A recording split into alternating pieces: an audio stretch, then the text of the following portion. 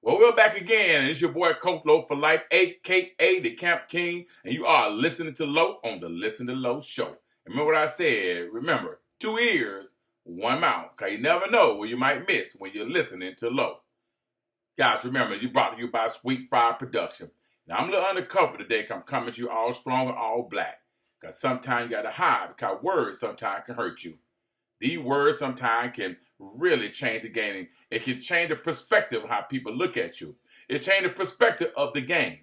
Times have changed. It used to be back in the day where words was to make the kid do what your parents say do. But you never had where the kids tell the parents what to do. The parents, I remember back in the day, my mom, the only time they got upset and mad and cursed or went against the ways that they was raised. So again, it went against the days that we go to church and we come out feeling good and feeling great. And then they come out and they be upset and pissed off because you did something wrong. And sometimes the words came out. But these words not on a regular conversation on a regular basis. They are words of frustration, words of anger, words of tension, words of disappointment. But we don't need to be disappointing our parents anymore. But it seems like these words are getting worse and worse. And best, especially in the sports world. And I'm kind of like ashamed and embarrassed right now. Now I got the hat on. I know you see the name Camp King, but I'm kind of embarrassed to even take my hat off because I'm so disappointed in what we're seeing out there. And we have to do better as parents. Here's what they say. Parents used to raise kids. Now kids raising the parents. We putting the kids in control of our destiny, in control of our own household. Whenever you look back and when Macaulay Culkin was 16 years old and he had able to divorce his parents, you knew we were going in the wrong direction.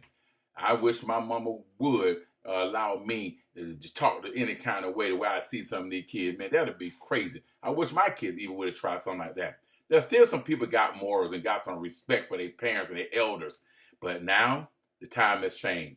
These words are becoming normal. They're not even becoming abusive. They're becoming a conversation. We have to get back to it. It might be hard. Someone asked me, do you ever think it'll go back to where kids respect their parents, kids respect their coaches? And I said to myself, I think we're down a rabbit hole now. I don't know where that rabbit gonna come out that hole if you burn down the cane, right? You gotta burn down the whole sugar cane field now to get them rabbits out of there because it's that deep. And who's gonna burn down the field? Who's gonna burn down stuff? You go to jail. That's arsonist. Ain't gonna happen. Well, I'm here right now for me and your boy Coach Low, and I want to talk about the words today. The words. Don't use foul or abusive language. Get rid of all bitterness, rage, and anger, harsh words, and slander, as well as all types of evil behavior. Ephesians 4:29 and 31. I've always heard that foul language is not only tolerated in football locker room, as so the field. It's expected. People say it's just the kind of place, or I don't get that. Or if I got enough self-control to not use foul or abusive language other places, I clearly could do this the same on the field. And I choose to do so. That's what when I love when Tony Dungy, when he put it on paper in that Uncommon Life Daily Channel, how he just break it down. People they don't have enough self-control to control their language and their bad words. And one reason because it's done so much now. I'm seeing it. It's done at home. It's done at school. It's so normal. It's to the point now where if you had to suspend every single kid with a foul language, there probably would only be 50% of students at school. And I'm coming out with that one right there. 50% of students are at school if you suspend the other 50% for foul language. Why? Because that's when they wake up to it. When they wake up in the morning, kick that cover off and get out the bed, if they're a little late, get your FFF bad words from the parent. When they get on the bus, there it go again. When they put on the earbuds, there it go again. When they get off, when they late, they rush around and stop all that. Even the teachers sometimes got to control themselves. I got a friend right now, he teaching at a school. He at the school, I said, man, I know y'all have that problem at your school. He said, I done been into the school in the inner city and the outer city. And the outer city is worse. I said, you got to be kidding me. You telling me the lower level, the lower developed area is better than the nice area? He said, oh my God, they privileged. So when all said and done, the bad word had no discrimination. Bad word is bad word. Foul language is foul language. Abusive language, abusive language. We used to be able to handle it back in the day when your mom is to curse you out or dad is to curse you out because you did something out of control that very disappoint them. We should be able to handle it. All kids now really can't handle it because it's always come to them so much, and after a while, enough is enough. A foul language, a bad word, come with a higher voice, a different body language, a different facial expression. And now the kid is disappointed. He's sad. He hurt. He's not. He don't want to play no more. He want to quit. We call that verbal abuse. But then there's the ones that's so bad and hard-headed that's told they can talk back to their parent with the profanity and the cursing and all that. And that when you cuss them out, they cuss you out. Ain't nothing for them. It's a normal conversation. We're wrong. There's no right way to do it anymore. We got to try to change the narrative of this right here. As coaches, as trainers, as mentors, we got to do better. I was sitting at a football game, a youth football game, and I was sitting in the stand, and I knew the rabbit hole. I knew we're down a rabbit hole. And the parent, beautiful lady, and sitting beside her is a beautiful sister. Over here was her grandmother. Down here was another lady looking a little ratchet, that's keeping it real. The words that came out of all four of their mouths was so bad, I thought it was in a cursing contest. If they said 500 words, 489 were profanity.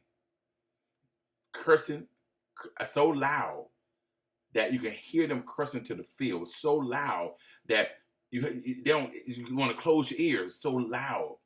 Now I'm sitting here about a 6, 7, 8-year-old with a parent, and I got a 4 or 5-year-old sitting with their parent. They're not doing no cursing, but it is so vulgar. And soon enough, what happened? The little girl started doing what? Cursing. Here the 3, 4-year-old now got profanity and cursing out of control at a game. Question: do you take your kids to the game? Do you sit somewhere separate? You find you a corner in a spot in the corner of the bleachers to get on the gate? Because it's there. And then when they go to school, you're upset because they're cursing at school. Now when they do suspend them at school, now it affects you. Why? Because guess what? Now you got to find a babysitter. You got to stay home. But you ain't got no money. You're working to pay bills.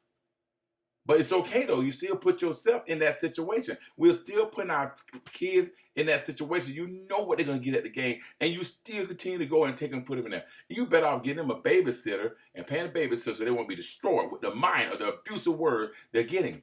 And then the coach cursing at a kid for 5 to 10 minutes. I'm timing it. Cursing and cursing and cursing and cursing it. And that kid handled it. But the mama came out to stand. And if you're going to do it to him, you're going to do it to everybody else. Now, here it comes. Now, more profanity. We have to be careful because it's a big, it's a bad thing going right now. And trying to fix it, I just don't even know how. So I'm asking you, is it verbal abuse or is it a normal conversation? Put that in your comments. Marinate on that a little bit. It's no different with sports because think about the coach. A coach doing all that profanity, all that cursing. They got to be careful. I'm going to tell you why. The way I see it, abusive language toward officials. Ooh, I seen that happen too. The parent cussing at the official, the coach cussing at the official, the player cussing at the official. But remember this now. Abusive language toward official will get your team penalized or what? Get you ejected from the game. That's the same language, if used in a television interview, would draw fines, suspension, or even get fired.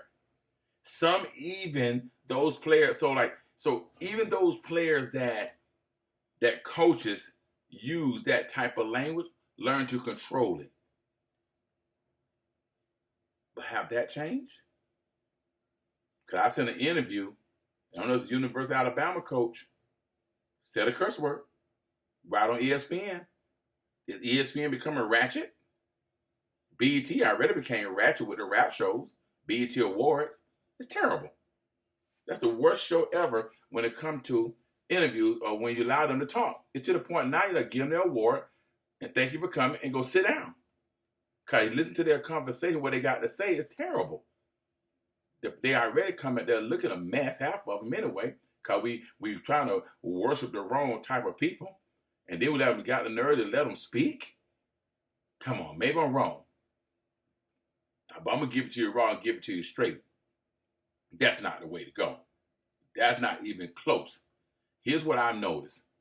That award shows on television, a lot of them not even live anymore. Some of them not even live. Some of them still got some what's the word I'm looking for? Some of them still got some kind of morals, or we want to call it. Some of them, like, they don't even make them live no more, rather than like a runoff 5-second delay. They do that now. This is absolutely no surprise to me anyway. I wonder why it wasn't changed even sooner than changed. Radio talk show have 5-second delays in place for years for calls, just in case they saying something that's bad, that's abusive, that can offend others on their show. It's probably a wise strategy to me. Like, given the things that we have heard coming out of some of these people's mouth is out of control. The stuff they say is ridiculous, and the kids repeat it. And the bad part of it, a lot of it is right on at 6, 7, 8 o'clock when the kids watching TV. You don't know what they make them watch anymore. Here's what I tell you. If you use unwholesome language on a regular basis and just brush it off, I'm just kidding around. I'm just kidding around. I'm just playing. Let me do this way.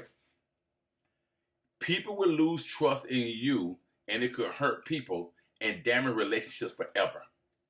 Even if you said something that might be considered compliment to your words, might be suspect as people think. I wonder if he mean it.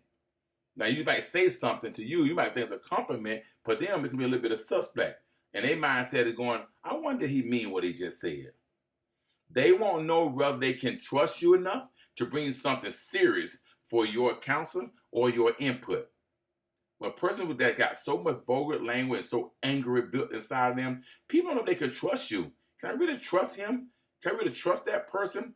Can I really even trust that coach, the way he talk and carry on? One minute he talking great, and he go right on the field, and he profanity, his language, his body language, his anger is so bad. That's scary. He borderline gonna be not just a verbal abusive, he might be a domestic abusive now, because he's that much, that angry, all because he want to win a game. All because they want to win. You see, especially when we got best on best, there's so much anger going on out there, and the kids feel it and they see it. But the question is, did you prepare it? Did you prepare for that game to go where it go? Are you prepared for 4 quarters? Or are you prepared for 2 quarters? Or are you worried about the money that was betted? Are you worried about losing your job the next year? Are you worried about your paycheck you're going to get? So you got to use that language. Somebody said, I don't know, it was Cam Newton said, yeah, back in the day, when they cussed at us, it made us get right. That's back in the days. Back in the day, there was no internet to show you that it's okay. Back in the day, there was no internet that every time it come up, people can sue people, for verbal abuse. And back in the day, it wasn't no internet to tell people how to do all this crazy stuff they're doing, how to make bombs and do bomb threats and all that. It wasn't none of that back in then. Back then, it was just straight go to football practice or go to school and go home and play. Them days are over. Kids ain't going to school to having fun. Kids ain't going to play in the backyard to have fun. They ain't going to football practice to have fun. It's a business now. School a business. You go to school and take care of business. Ain't no PE in school no more. Ain't no praying in school no more. You ain't even school. It's business. But you go to football practice, ain't no playing around. What are you talking about? We got to line up and get right. Right? We got to get right because we got to win this game. That's business. Going outside and play? Who does that? I'm trying to see who I can beat on this Grand Theft Auto game. Who I can kill on the Grand Theft Auto game. It's business. I beat you. I'm going to go to your house and knock you off because you beat me. I'm going to bet you on this game. You know what? What they say, one of the top jobs that they said the youth kids want nowadays, one of the top jobs is to be a YouTuber. The second one is to be a gamer. Then a pilot, how a pilot in that conversation? Nobody want to help anymore. Nobody want to be a doctor, a lawyer. Nobody want to help people get out of jail or get out of prison. Nobody want to help the innocent. Nobody want to help the hurt. They don't want to do that. No. I want to sit back and get on that game and hit 2 fingers instead of getting some scalpels. I don't want to sit up there and be the judge and hit the mantle. I don't want to do that. No. I want to sit back and play that game and smile. Then when I lose, get upset, I slam the controller down. I go buy another controller. But when you slam it down, what you say when you slam it down? Profanity word. Cursing at who? Who you cursing at? The controller? You don't want to slam it down. That's the anger that we have inside of us. But that's because every day, this is what they're getting. They're getting the anger. They're getting the abusive word. Verbal abuse. People saying, well, if you don't get on me, you don't curse, you got to be soft. Soft? They soft anyway. you didn't make you ain't doing nothing. The only thing you're doing to make him quit is even more softer. Well, you know what? I don't want to play for him no more. I quit. I know a kid right now don't transfer 3 Part 1 teams, 3 U teams in one doggone season already. Transfer, because they don't like the coach. They don't like this. They don't like that. Out of control. Kids raising parents. Parents ain't raising kids. It's that simple, guys. All I say is right here. It's probably a wise strategy, given the thing we have heard coming out of some people's mouth, to make sure you just slow down and think before you speak, coaches. If you use unwholesome language on a regular basis and brush it off, I'm just gonna tell you right now, it ain't gonna go nowhere. You're gonna continue to stay there. Similarly, let no bitterness. Here's what I want to tell you guys. Let no bitterness or harsh words come out of your mouth. Why? Why am I saying that? What do you do when someone hurt you by saying mean things? What do? If it's directed personally toward me, I can handle it easier than if someone hurts or tries to hurt someone I love. That's different. In that case, my first instinct is take off them gloves, put them hands on them. That's my first instinct. I can handle certain words. I mean, the reason I can handle certain words, because I built everything on integrity. See, my foundation, my house, was built on integrity. When I coach, train, mentor, it built on integrity. So when people are attacking and coming at me, it might knock a little chip off me. It might knock a little chip off my house. But never going to burn the house down, never going to knock the house down, never going to blow the house down. Why? Because the house is built on integrity. That's why the house is still standing. That's why, now it might knock a little chip off, right? If I'm coaching and if I'm training, I might lose a couple kids that year. But the next year, because I built on integrity, and I'm not using all that foul language to motivate, to push kids to run through a brick wall for me, get bigger and better, as you can see. I'm just saying. I'm just keeping that simple right there. I'm going to keep that simple right there. Keeping it simple. Think about this right here. Think about this here. My better instinct caused me to wrap my love one within my protector embrace. Actually, or figuratively, and try not to make the action worse by lowering myself to the same level of bitterness, harshness, anger, or slander being thrown at me. We have to understand that. Don't let them push you. Don't let them bring you out of your shell, or out of your comfort zone, or out of your character. Don't do it. Have the better instincts. Because for me to wrap that around me and make sure that it don't affect me and don't affect my loved ones, it's simple. Because I'm gonna make sure that I can embrace it and make sure that I don't make it worse. I don't want no one saying, yeah, you should have seen Low going back and forth. You don't want nobody saying, oh, you should have seen them going back and forth. You should have seen them cursing and profaning and bad word. The first thing I'm going to say is, they're going to say, wait a minute. I thought you don't do all that cursing. I thought you don't do all that fighting. I thought you were different than them. I thought, you was a bigger person. Don't bring yourself down. Don't stoop to their level by lowering yourself with the same bitterness and harshness and anger and slander been thrown at them. Don't do it. Don't let them throw that at you. Don't get on that level. None of this is easy to do. In fact, we have to ask Christ to control our thoughts. It's hard. You know how hard it is not to fight back or to strike back? Especially when you're a person that come from the ghetto, that come from the hood, that come from the street. Everybody got a little ghetto in them. Everybody got a little hood, a little street in them. You can take the man out the ghetto, but you can't take the ghetto out the man. Because every now and then I'm thinking like, go get him. Go do it. Go get him. Put the black on. Put the black on. Every now and then I'm saying, put the black on. Put it on. Creep up on them and go get them. But I have to remember, if I do that, I just lower my standards. And the reason why I don't do that, because we have to ask Christ to control our thoughts. I ask Christ to control my thoughts. I ask Christ to control my words, my responses, my behavior. When we do, we bring honor and glory to Him for all of the world to see.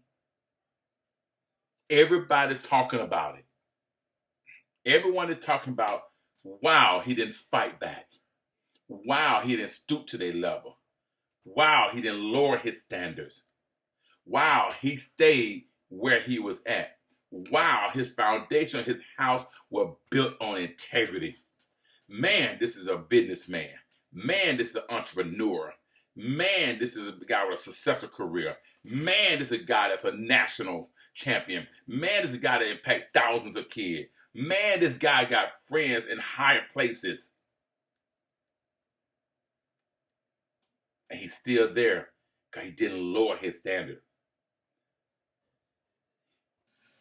Bring honor to God. I prayed every day to stay off of it. Don't look at it. The words can destroy you. It might not happen right now, but eventually it will. We can't have these words be in a normal conversation with kids.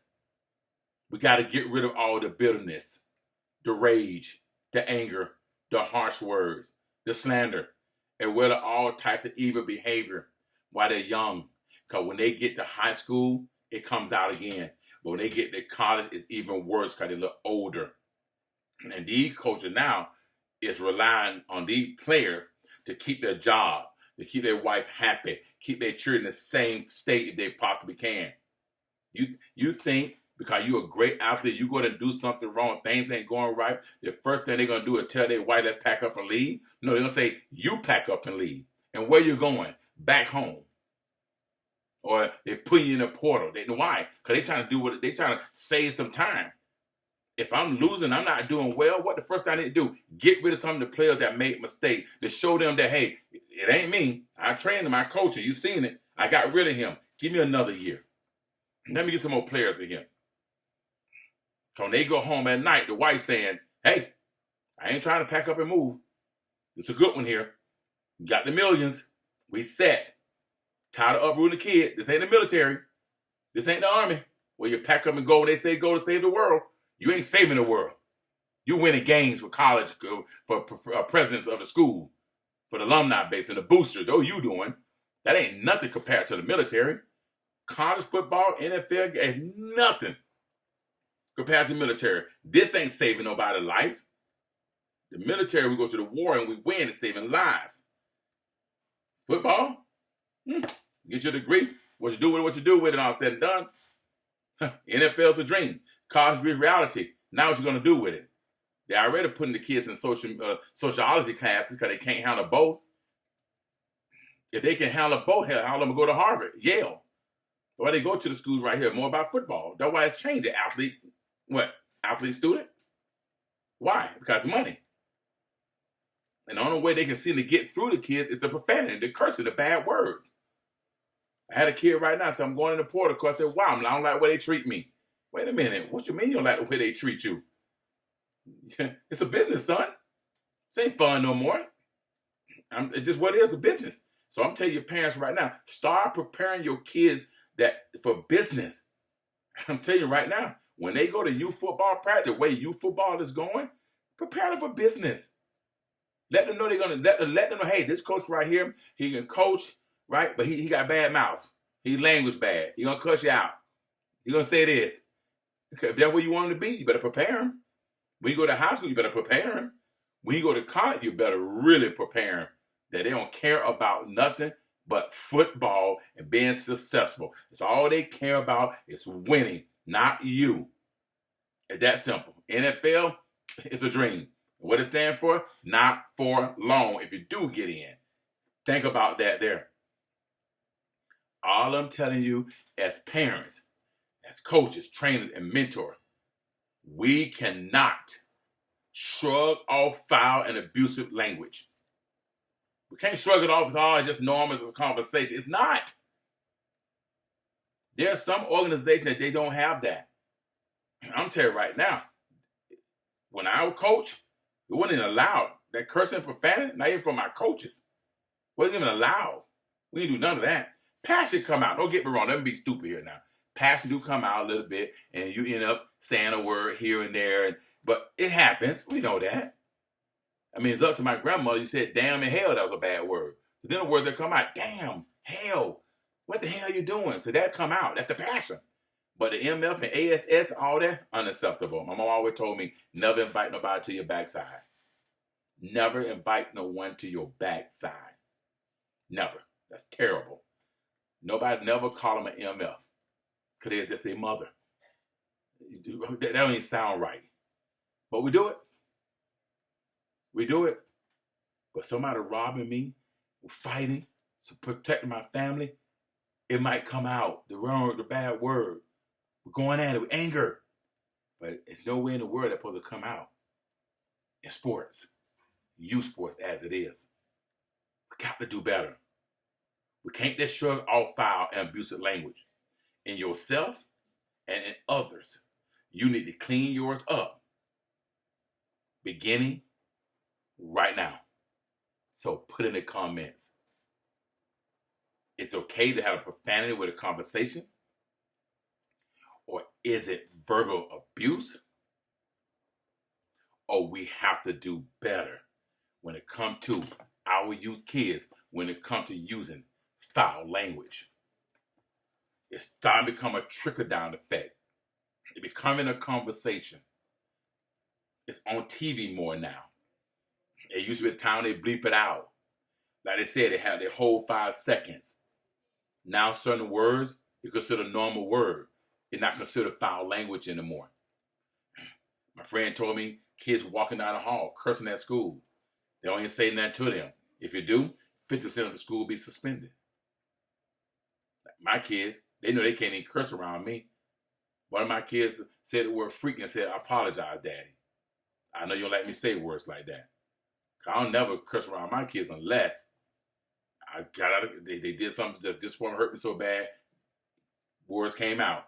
But at the end, I always apologize. Ask God to forgive me for them words. They'll pull it out in a place, a dark place, that should have stayed dark. But people make it come out of you. But it's no way kids, athletes, can do anything that make these type of words come out of you. This ain't the old school days where it come out every now and then. It's a normal comes in all over the internet everywhere you go. I want to leave y'all guys with this here. If you listen to Low on the Listen to Low show, hope we give it to you and bring it to you every week. We have to do better in everything we're doing when it comes to our youth kids. There's a tool right now that's opened up our eyes and opened up the world in a lot of good ways, but more than mainly bad ways. I'm leaving with this story. I was talking to this lady and she was telling me how the social media on these phones has become the devil. They said these right here are becoming the devil of our youth kids. It's changing the way life is now with our youth kids. It changed the way they live and where they were raised and where they growed up. It's changing the game. She said, we got to find a way to limit it. They tried parental guidance. They tried to lock it, stop certain apps. They can't. They can't control these right here. They're out of control. They said, why they even need a phone? Because why? Too much killing in the school system. You want to call your kid right away. Some private schools are now put their phone over. They walk in the room. They get it when they walk out. Is that working? Kind of, sort of. Killings every day, everywhere you go. Need that phone. Let the kids go places. You don't want to hold them down, put them in prison. They need that phone. So we got to embrace it. But we got to have a sit down and have a talk to them. When they on that phone, you tell them the first thing they open that phone, the first thing she said she should tell her kid is to make sure you look at something positive. Whether you look at yourself and tell yourself you're the greatest, like I do in the morning, or the picture of your husband or wife, or your mom or your dad, or your kids itself, or motivation quotes on that wallpaper. You see mine. I say I'm the greatest. I'm leaving everything. I'm being faithful through him. That's why I say every single time. That's my way. And she said, but the problem is the phone is so dangerous that the negative thoughts of what am I missing when I went to sleep last night? When I turned that phone off at 12, who texted me, who called me, what going on, what I missed on social media, what I missed in the entertainment world, the fake news, the good news, the AI, all that. They worried, they nervous, they worried. But they didn't wake up that morning and said, thank God for waking me up to the morning light. That's not what they're saying. What they're saying is, what am I missing? What am I missing in this wicked world? What am I missing? And the reason why I know what she was saying, and what I'm telling you, the first thing people grab to go to the social media, all the bad stuff, is because this phone was designed for this world to be what it is, in a bad place. We got to help ourselves and try to save this world, save our youth, save our kid to be in a better place. Because there's a fruit that was told not to be eaten. There was Adam and Eve, man and woman, that make a child. 7 days, Genesis was done. There's nowhere around it. But if God couldn't keep Eve from doing her, Adam from that forbidden fruit, you know we're in a bad place now. You know why? Because when you get the iPhone, when you turn over the phone on the back of the phone, it's what fruit? The apple. The bitten apple. Let's pray for our youth. I'm Coach Low. You Listen Low and Listen Low show brought to you by Sweet Fire Production. Like it, share it, save it, subscribe. Tell a friend, bring a friend, show a friend, be a friend. And remember, your words can help or it can hurt. See you next week.